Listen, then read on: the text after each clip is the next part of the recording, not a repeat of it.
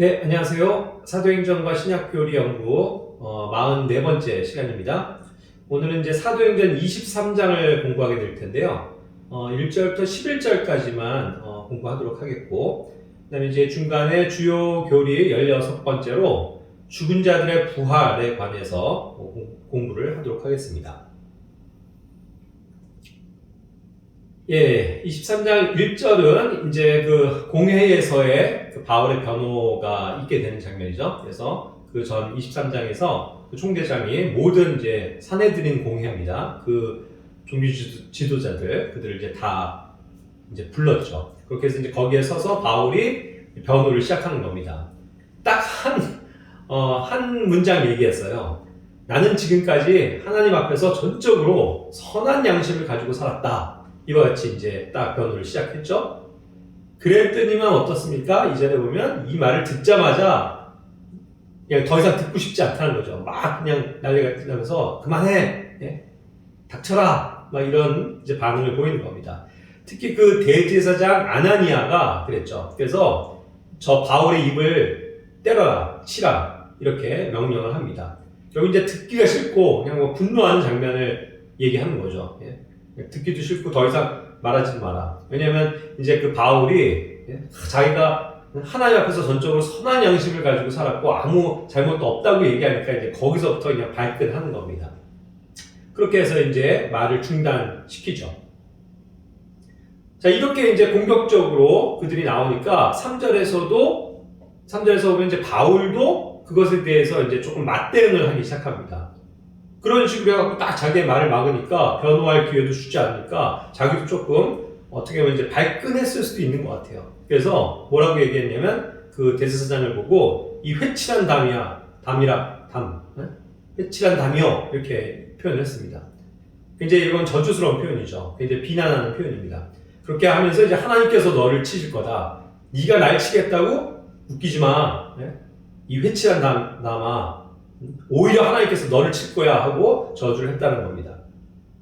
결국 이제 그가 그렇게 율법에 따라서 재판한다고 앉아 있으면서 그 대제사장이 율법을 어기고 죄도 묻지 않고 그냥 무지한 자기를 치라고 때리라고 명령한 것에 대한 이제 반격이 되는 것이죠. 자, 그렇게 해서 이제 이와 같은 이제 반격을 하는데 이와 같이 이제 회칠한다며 해서 whited wall이라고 표현을 했는데 이 비슷한 표현을 예수님도 사실 쓰셨죠. 바리새인과 서기관들 그 위선자들이여 하면서 너희들은 꼭 회칠한 돌무덤 같다 이렇게 표현을 하신 적이 있습니다. 마태복음 23장 27절에서도 여기서 보면 이제 회칠한 돌무덤 같다. 여기서는 whited sepulchre라는 그 돌무덤을 회칠한 것 그렇게 이제 표현을 하셨거든요. 그러니까 이때는 그냥 그 위선자들에 대해서 얘기하면서 너네가 꼭 그런 존재들이다. 이와 같이 이제 그들의 위선을 책망하시는 용도로 사용을 하셨는데 바울은 여기서 더 나가서 조금 더 굉장히 좀 저주스러운 비난을 퍼붓는 겁니다. 이 회칠한 남아 이렇게 얘기를 하면서 하나님께서 너를 치실 거다 이렇게 저주를 한 거잖아요. 그러니까 조금 강도가 높습니다. 그런데 이제 회칠한 담이건 회칠한 돌무덤이건 이게 이제 어떠한 의미를 갖냐면요. 뭐 담이건 간에 또 그 벽이건 간에 아니면 돌무덤이건 간에 그렇게 지저분하게 사실 되어져 있고 한 거기에 순간 이렇게 하얀색 칠을 그래서 화이트입니다. 하얀색 칠을 칠했다고 해서 그것이 완전히 가려지는 건 아니잖아요.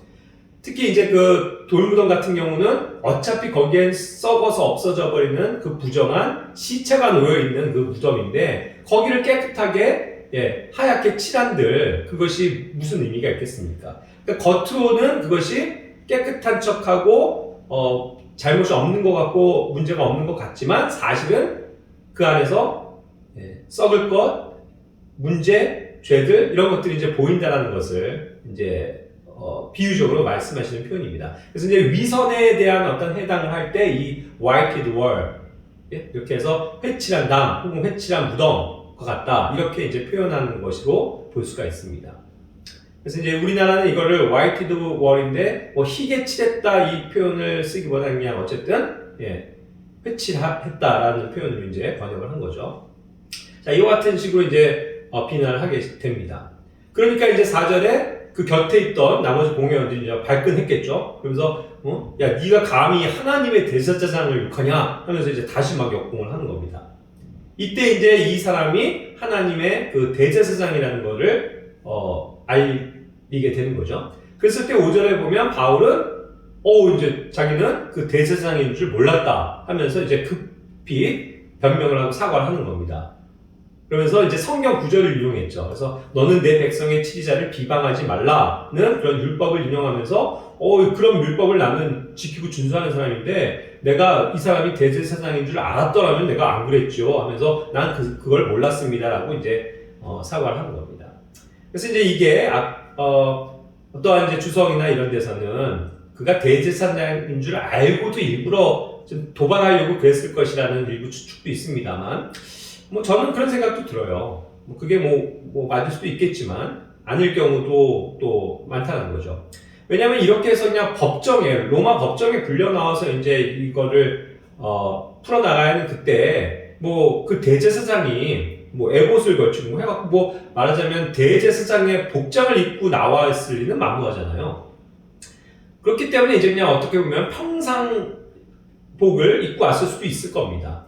그렇다면 정말 바울의 입장에서는 그가 누군지는 모를 수 있잖아요. 이 사람이 정말 대제사장인지 그거를 몰랐을 수도 있다는 겁니다. 그러니까 이제 그렇게 해서 모르고 비난하고 저주할 수도 있다는 거죠. 그러니까 이제 이것은 그것 자체가 또 이 표현이 남을 비난하고 욕하는 그런 저주하는 죄는 아니고 그렇게 해서 그 부당하게 자신에게 대하는 그 대제사장 그쪽 그 공회원들에 대해서 당신들이 그렇게 하면 안 된다 하면서 이제 그런 그들의 경솔한 죄에 대해서 이제 엄중하게 경고하고 책망하는 그러한 표현이 될 수 있는 것 같습니다. 아까 그 회치한다며 하면서 딱 막은 거군요. 그래서 이와 같은 경우는 이제 그 죄에 대해서 깨닫게 하고 그런 것을 분명하게 성령님의 입술로 이렇게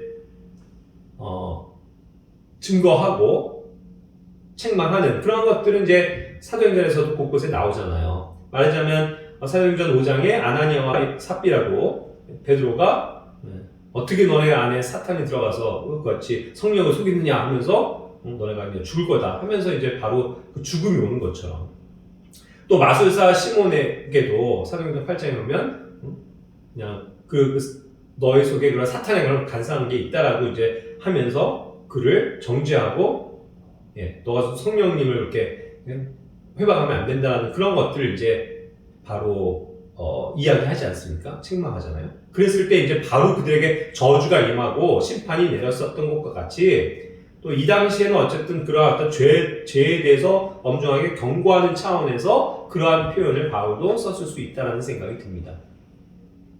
자, 그리고 이제 넘어가면 이와 같은 상황에서 이제 어수선한데 이제 바울이 순간 기지를 발휘한 겁니다. 여기 공회원들이 이제 거의 이제 둘로 나뉘어졌다는 걸 알잖아요. 그 파가. 결국 사두개인 파와 바리새인 파가 있습니다.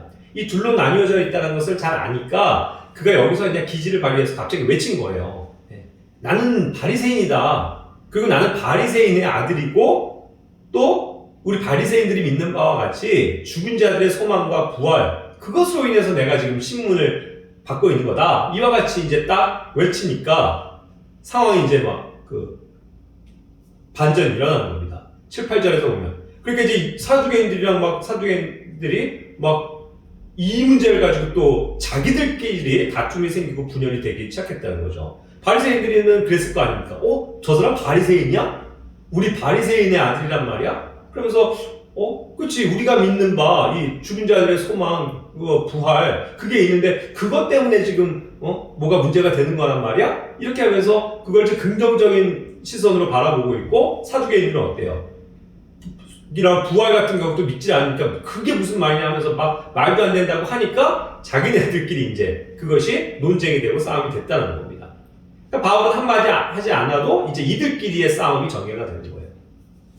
자, 그럼 이제 오늘 조금 참고로 이왕 나온 김에 사두개인과 바리새인들은 어떠한 존재들인지에 대해서 조금 이제 역사적인 공부를 해보도록 하겠습니다. 이 두 존재는요, 사실 구약에 등장하지 않잖아요. 신약에 가서 뜬금없이 갑자기 사두개인도 나오고 바리새인도 나옵니다. 그러니까 이제 우리가 이런 면에서 역사적인 어떠한 그 자료가 없으면 이들이 어디서 어떻게 나온지를 알 수가 없잖아요. 자, 그래서 이제 이런 것들을 찾아보면 결국 이제 그 말라기가 구약의 성경의 끝이고, 그 다음에 이제 예수님이 탄생하시기까지의 이제 400여 년간의 침묵기가 있다는 걸 아실 겁니다. 그것이 이제 신구약의 중간사인데, 이때 이제 무슨 일이 있게 되죠? 결국 바벨론 포로로 이제 유대인들이 다 끌려가고, 예루살렘이 회파당하고, 또 유대인들이 완전히 끌려가고 멸망당하는 겁니다. 그래서 그 땅을 다 빼앗기게 되는 거죠.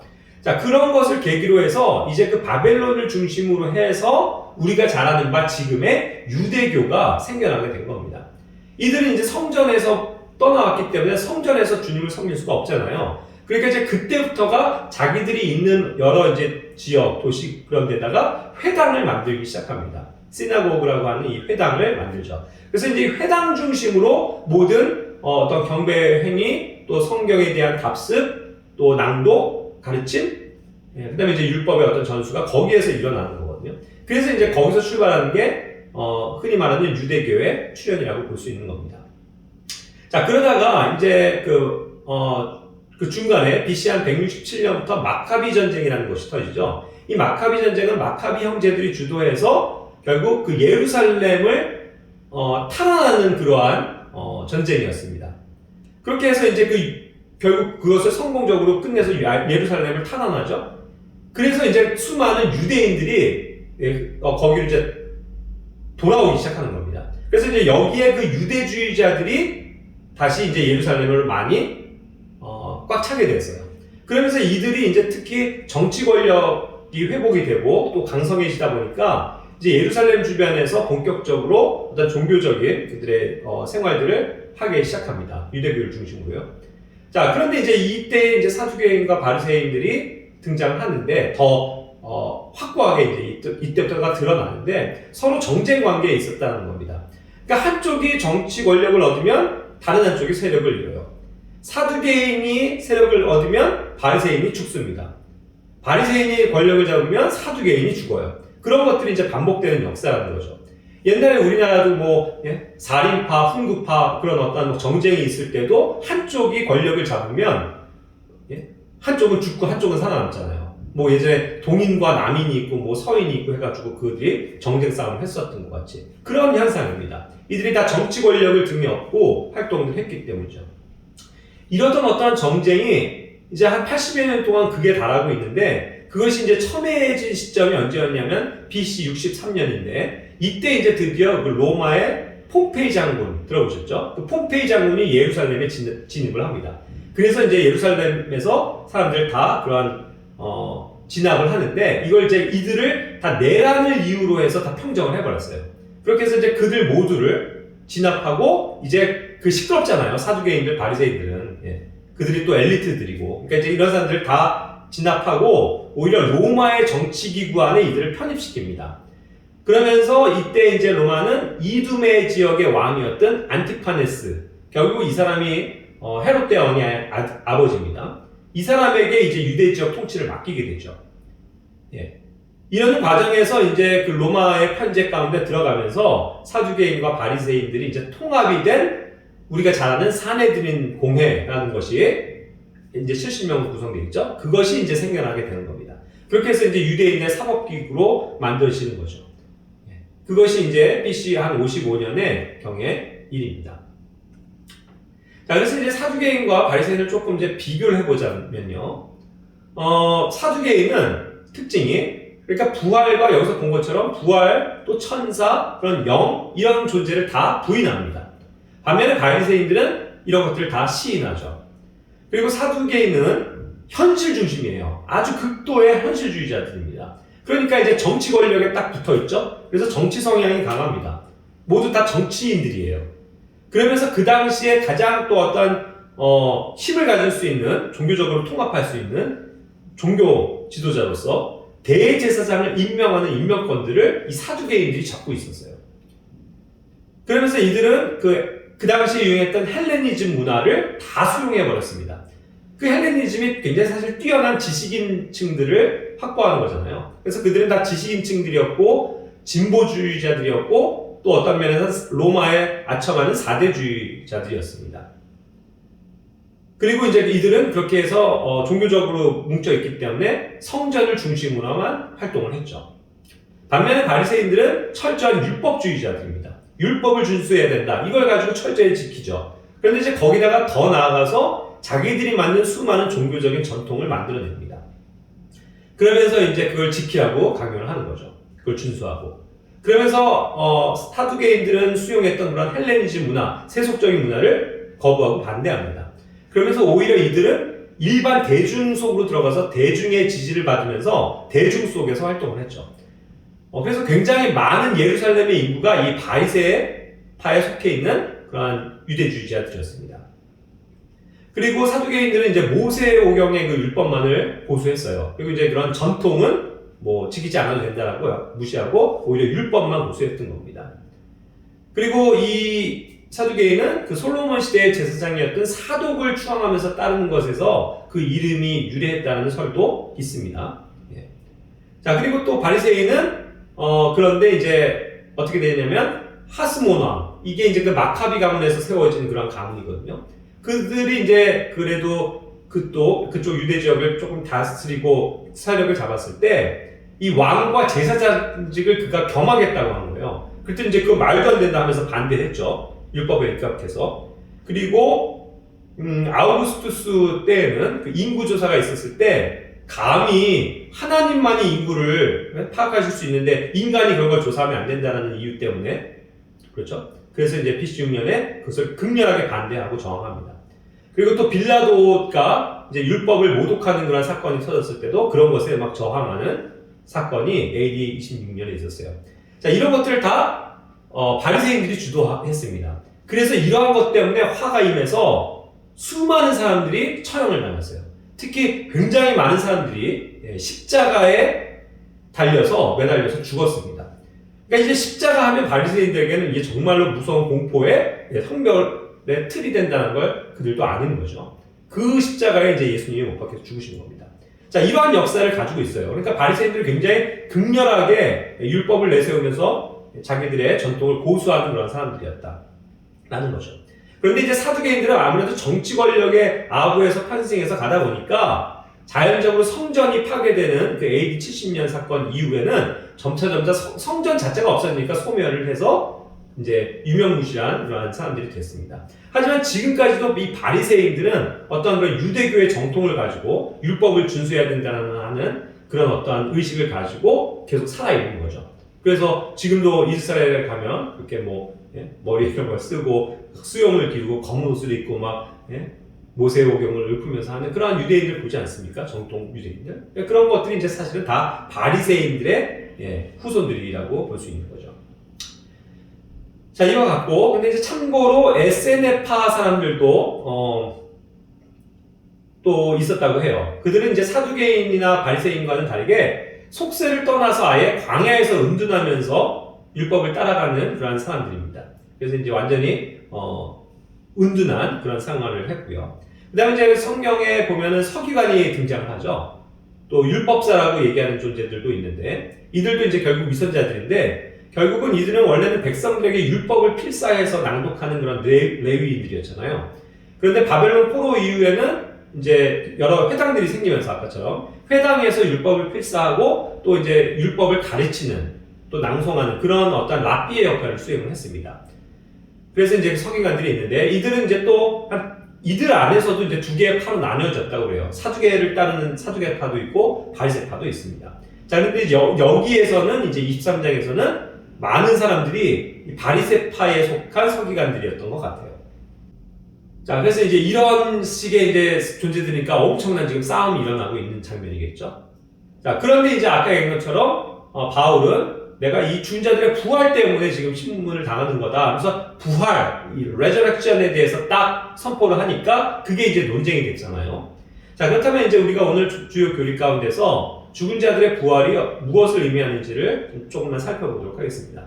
자, 부활하면 우리는 예수님의 부활을 생각하는데 지금 우리는 예수님의 부활을 보는 게 아니고 그 예수님의 부활의 모습과 동일하게 되어지는 우리의 부활에 대해서 성경은 무엇을 얘기하고 있느냐를 조금 공부를 하려고 해요. 이 부활이라는 말은 그렇기 때문에 resurrection은 신약에만 49절에 등장하는 단어입니다.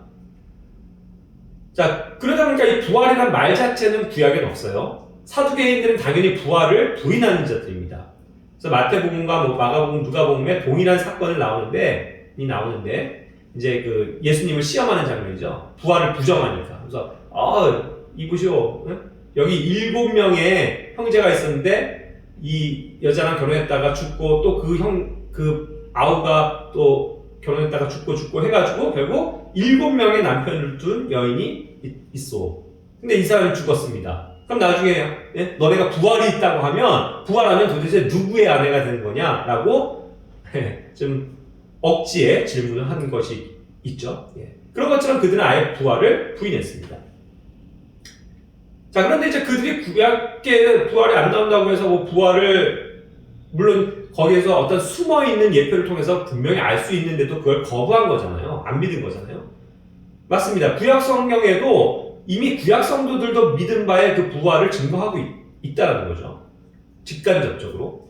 히브리서 11장 35절에서는 바울이 그런 어떤 믿음의 구약의 여인들이 자기들의 죽은 자를 다시 살려받기도 했다. 그래서 그 더 좋은 부활을 소망했다라는 것을 증거하고 있고요. 아브라함 역시 그들이 그렇게도 아버지로 여기는 아브라함 그걸 보자라는 거죠. 거기서도 보면 히브리서 11장 19절에 아브라함도 하나님께서 심지어 죽은 자들로부터 능히 그 이삭을 일으키실 줄, 부활시키실 줄을 믿었다라는 거잖아요. 그래서 그러한 생각을 가지고 죽은 자들로부터 그를 모형으로 받았다. 그렇게 해서 그 이삭을 죽음에 드릴 수 있었다는 개념이잖아요. 왜냐하면 이제 부활이 있다라고 믿었으니까. 그리고 요셉 또한 히브리서 11장 22절에서 보면 믿음으로 요셉은 죽으면서 이스라엘 자손들이 떠날 것에 대해서 말했다 얘기했거든요.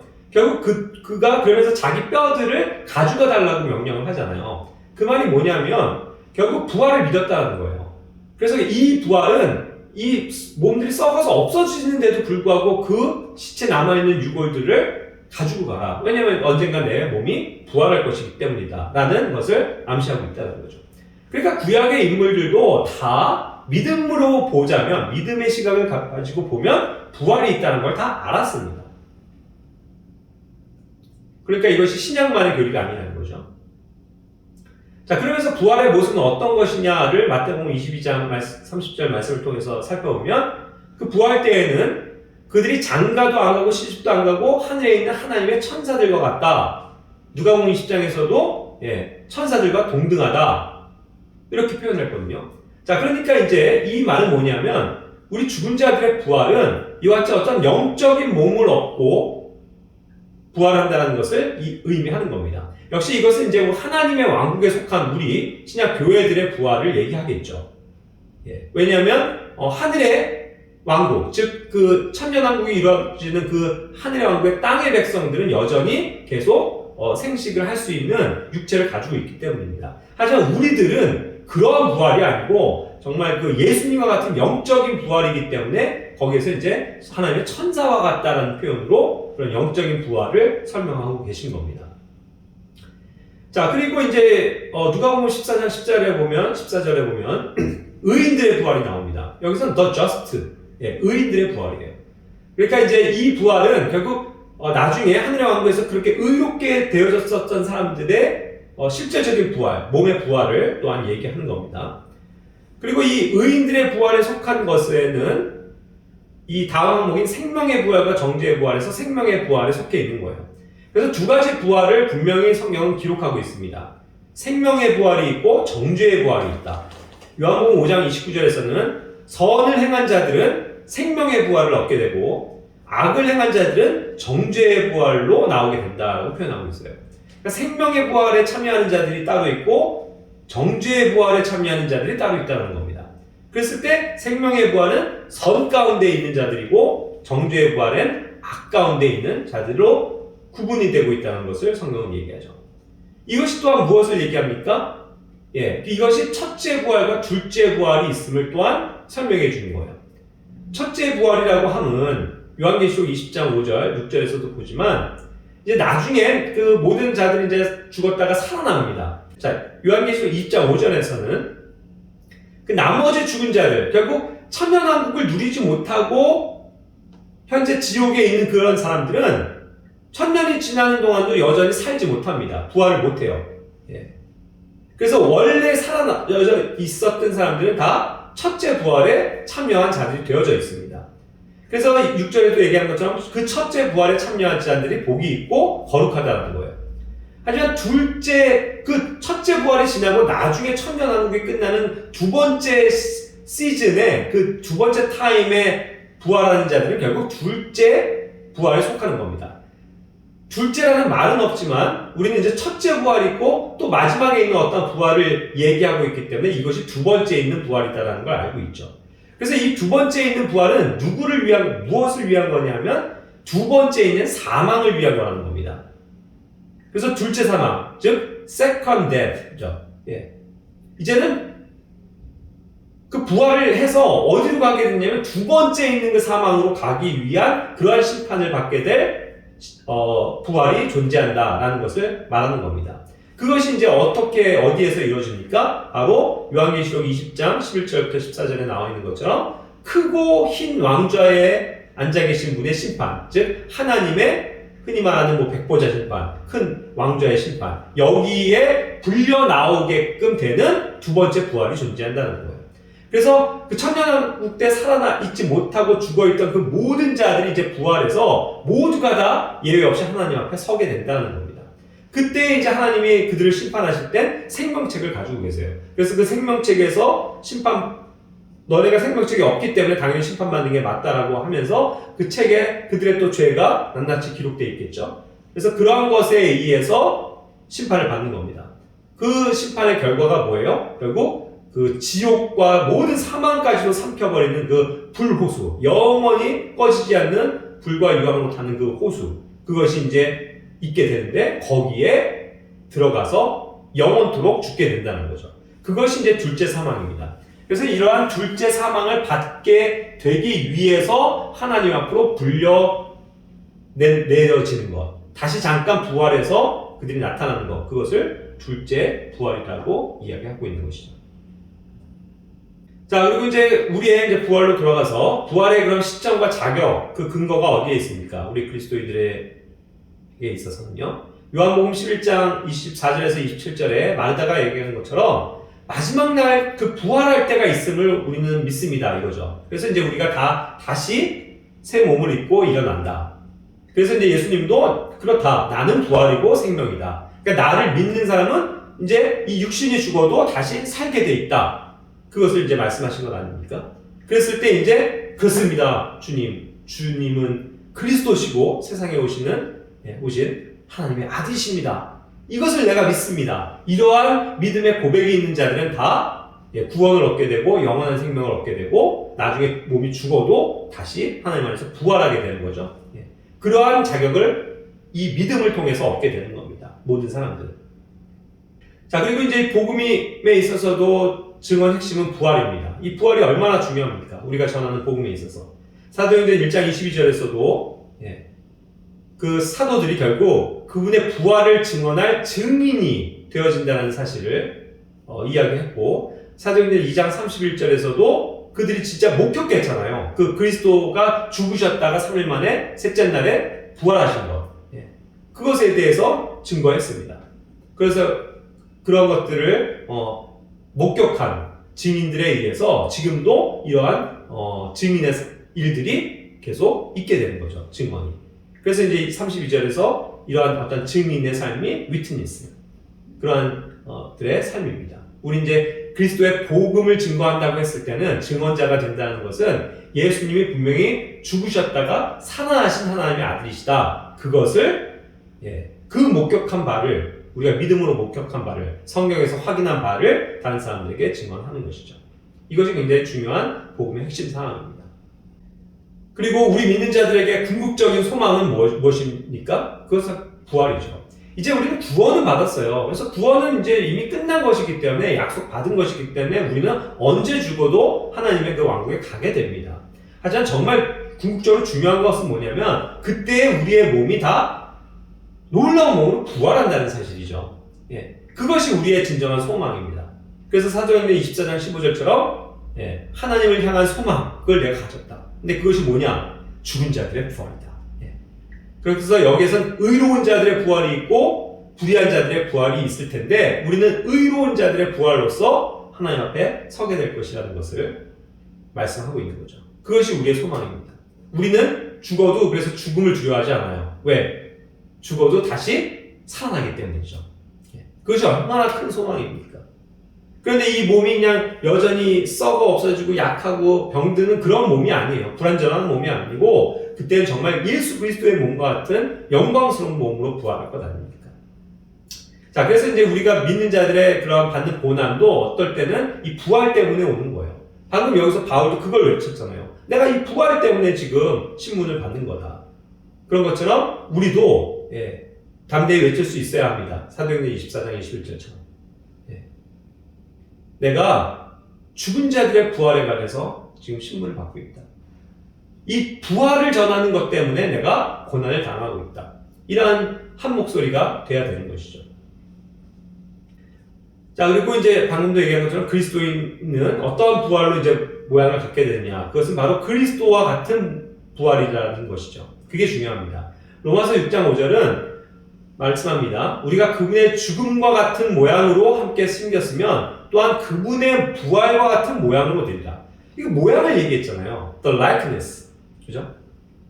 결국 부활의 어떠한 모습을 우리는 상상하느냐 하면 그것을 믿음으로 보느냐 하면 예수 그리스도께서 죽으셨다가 온전하게 살아나신 그 모습 그대로 우리가 살아나게 될 것이라는 거죠. 결국 그것은 주님의 그런 영광스러운 몸을 입는 것을 뜻합니다. 고린도전서 15장 42절부터 49절에서 얘기하는 그 부활의 종류, 부활의 영광이 바로 이런 거죠. 형상이. 뭐라고 얘기합니까? 거기에서 정리하자면 우리의 부활은 썩지 않는 것으로 부활한다. 다시 이런 몸을 입어가지고 결국 피가 나고 상처가 나고 죽고 썩어 없어져내는 그런 몸이 아니고 썩지 않는 몸을 얻게 된다. 그거죠. 그리고 하나님이 가지신, 그리스도께서 가지신 그런 영광과 능력, 권능 가운데서 그걸 가지고 부활한다는 거죠. 그리고 하나님의 그러한 그 신성을 가진 그런 영적인 몸을 가지고 영에 속한 몸으로 부활하게 된다고 얘기했고요. 그렇기 때문에 이 땅에도 있을 수는 있지만 결국 하늘에 속한 부활이다라고 표현하는 거죠. 하늘에 적합한 그러한 존재로 부활하는 겁니다. 그게 아까 얘기한 것처럼 그런 천사들과 같다라고 한 표현이 거기에서 이제 힌트를 얻을 수 있는 거죠. 그리고 그리스도와 같은 형상을 지닌 부활이다. 그리스도께서 가지신 그러한 모습 그대로. 그래서 여기에 계시다가 갑자기 저기도 계실 수 있고 이런 벽이 있어도 그냥 통과하실 수도 있고 먹지 않아도 영원히 살 수 있고 또 먹을 수도 있고 그러한 어떤 정말 그리스도와 같은 놀라운 능력을 가진 그런 몸으로 우리가 부활하게 될 것이다 라는 것이 신약의 주요 교리인 겁니다. 그러니까 이런 죽은 자들의 부활을 가지고 있다는 것은 정말 우리에게는 소망이고 기쁨이 아닐 수 없습니다. 여기까지 이제 정리를 하고요. 마지막 이제 9절부터 11절까지 마무리하고 마치겠습니다. 9절은 이제 그렇게 이 부활이 이제 하나의 소동이 되는 거예요. 이슈가 된 겁니다. 그래서 이제 그들, 사두개인과 바리새인들 간에 큰 소동이 일어나죠. 왜냐면 이제 바리새인들은 천사와 영과 부활을 믿지만 서기관, 그런 이제 그러한 바리새인들과 서기관들이 있지만 또 이제 그렇지 않은 사두개인들이 있으니까 그들 간에 이제 싸움이 있다는 거죠. 그래서 오히려 상황은 반전돼서 이걸 믿는 바리새인들과 서기관들은 바울을 이제 두둔하기 시작하는 겁니다. 그래서 이제 변명을 오히려 그들이 해주잖아요. 야, 사두개인들에게 얘기하는 겁니다. 이 사람에게서 악한 것을 찾지 못했다. 갑자기 그들이 무슨 제대로 된 신문이나 했습니까? 근데 이 말 하나 듣고 바리새인들은 바울의 편이 되는 거죠. 그래서 혹시 영이나 천사가 그에게 말했으면 어떻게 하냐. 그래서 여기서 또 사두개인들을 긁는 겁니다. 영이 있고 천사가 있지. 당연히 그러니까 그들이 어쩌면 이 사람에게 얘기했을 수도 있어 라고 하면서 그걸 두둔해 주기 시작하는 거죠. 그러니까 우리가 하나님을 더 이상 대적해서는 안 돼 하면서 그 싸움을 이제 그치려고 하는 겁니다. 이러한 이제 반전이 있게 되는 거예요. 그러니까 어떤 면에서는 바울은 자기가 코를 안 풀어도 알아서 되었고 그들 간에 이제 싸움이 붙으면서 이런 것들이 일단락 나는 그러한 이제 양상이 되는 거죠. 자, 그래서 이제 10절에 사두개인들은 결국 그것을 부인하니까 계속 큰 다툼이 생기죠. 그것이 막 굉장히 막 격하게 됩니다. 그러다 보니까 이제 총대장은 혹시라도 이것으로 인해서 폭동이나 위험이 생길까봐 두려워서 이제 바울을 강제로 빨리 성 안으로 데리고 들어가 하고 이제 들어가게 하죠. 그렇게 해서 이제 사건이 일단락 나게 됩니다. 자, 그리고 이제 그날 밤에 그 성 안에서 어떠한 일이 있냐면 주님께서 드디어 바울에게 또 한 번 나타나셨죠. 그래서 그의 곁에 나타나서 이제 서서 바울에게 말씀하십니다. 용기를 주시는 말씀하죠. 바울아, 기운을 내라. 힘내라. 이거죠. 네가 예루살렘에서도 나에 대해서 증언했듯이 이제는 반드시 로마에 가서도 증언을 해야 된다. 그래서 이제 내가 너를 로마에 보내겠다. 이러한 이제 말씀을 남겨주시는 겁니다. 그래서 이제 새로운 전환점이죠. 이제 이 일로 인해서 결국 바울은 물론 구금된 상태이긴 하지만 그 당시에 세계를 제패하는 그 수도 로마로 가서 거기에서 이제 남은 사역을 마무리하게 되는 것입니다. 예, 여기 11절까지 오늘 마치고 다음 주에 그 후반부 구절을 이어가도록 하겠습니다. 감사합니다.